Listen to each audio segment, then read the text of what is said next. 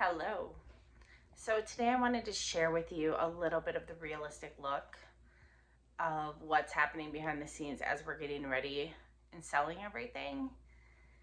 So it is about 7 months out from when we're moving. But like if I step back, we've now turned our kitchen into a holding area. We are redoing the basement right now, so everything had to come upstairs. We're reflooring, putting a wall up, doing all these projects. So this is the reality right now that this is our kitchen. I just covered the patio door because it's like 0 degrees outside and freezing, and it just kind of created a little buffer. So I have like some of my old cards and some of my packaging things, some compostable packing peanuts, boxes, things like that I still have to figure out what to do with. I don't want to get rid of all of them quite yet. I'm still shipping out a few last things for sale. Yeah, so this is the reality. It's adjusting to, I'm gonna set this phone down. It's adjusting to having the house in kind of like this holding pattern and surrendering. Every single day we have tasks that we're working on.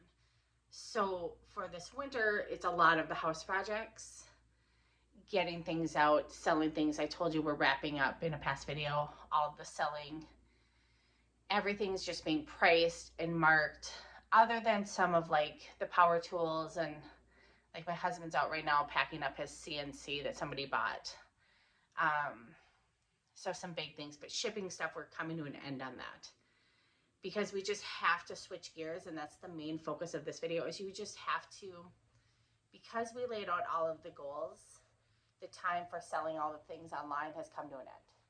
We're wrapping that up. Now we're in power mode of getting projects done so we can get this house ready for sale or rent, whichever we decide to do. Then after that comes my spring semester. Bruce working as much overtime as possible. We're going to do things like renew our passports, look into the more of the technical stuff, the paperwork things, the fixing up some of the other projects around the house that are more weekend projects instead of week-long projects.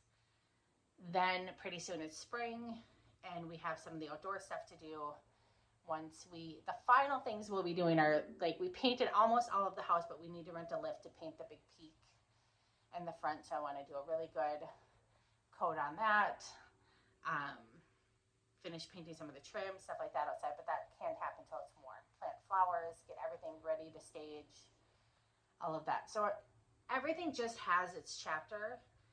And so while it feels really dramatic in some ways to say we have 7 months and I've had to say goodbye to all my artwork, and I've had to say goodbye to so many of the things I'm used to doing, selling the physical products, this was the moment that had to end. If I was trying to hold on to that and keep that going till the end, I don't have the mental bandwidth to pull that off, nor do I have the physical space to keep all of that. So every single day I'm gathering up like a bin or a box of things, going through bedrooms or bathrooms or pantries, everything I can, and getting really intentional, pricing it right there, boxing it up, and it's out of the house. So this coming period, I'm going to finish going through all this stuff in here, get it all at home. My goal this week is to also go through the pantry and start making sure we see all the food that we have so we can start eating it in a way that makes sense. If we have 10 packs of noodles, I don't want to have that in the last month. I want to be able to stretch that out to like every other week we have spaghetti or something like that. So that's what's working for us.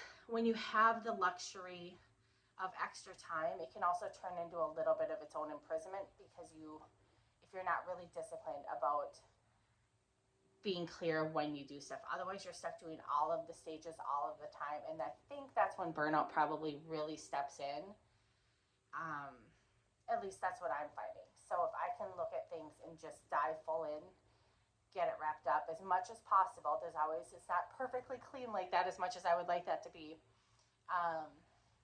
then we can move on to the next chapter and I'll dive into that, and so on and so on. So that's what's working for us. I just thought I'd share It's a little chaotic, and just surrendering to the chaos a little bit, and just really, like, we spent this morning watching a few videos about Greece and about different parts of Europe, and we're finding that even just a 10-minute video kind of recenters our why. There's so much nature out there, and art history, and things to go see and explore, and it's keeping us motivated and focused as we then dive in again and get all the tasks done. So that's what I wanted to share today.